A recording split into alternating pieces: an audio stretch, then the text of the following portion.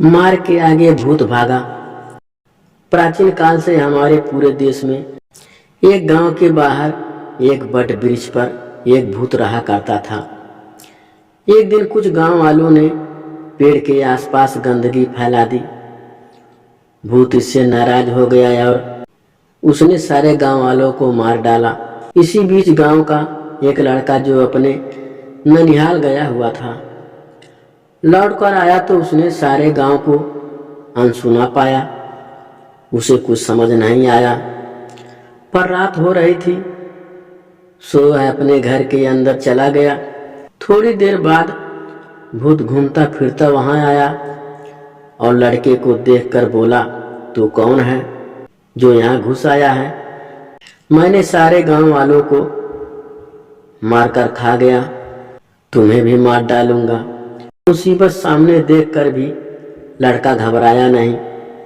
अपनी बुद्धि से काम लेते हुए उसने भूत से कहा, मामा मैं बहुत दिनों के बाद घर लौटा हूँ, थक भी बहुत गया हूँ। अपने घर में मुझे थोड़ी सी जगह दे दो। मेरी माँ कहा करती थी कि मामा का दिल बहुत बड़ा होता है। भूत को लड़के पर तरस आ गया और उसने उसे घर में रहने को अनुमति दे दी। इधर भूत को रोज ब्राह्मणी के यहाँ हाजिरी देने जाना पड़ता था। एक दिन लड़के ने उससे पूछा, मामा तुम रोज रोज कहाँ जाते हो? मुझे रोज हाजिरी देने ब्राह्मणी के दरबार में जाना पड़ता है। भूत ने जवाब दिया, अच्छा इस बार आओ तो ब्राह्मणी से कहकर मेरी उम्र बढ़वा देना। भूत मान गया, पर दूसरे दिन उसने बताया कि वहाँ कहा गया है जिसकी जितनी उम्र होती है वह ना तो कम की जा सकती है ना ही बढ़ाई जा सकती है। लड़के ने सोचा कि जब दुनिया को बताने वाले ब्राह्मणी भी किसी की भी उम्र कम ज्यादा नहीं कर सकते तो यह भूत मुझे कैसे मार सकता है।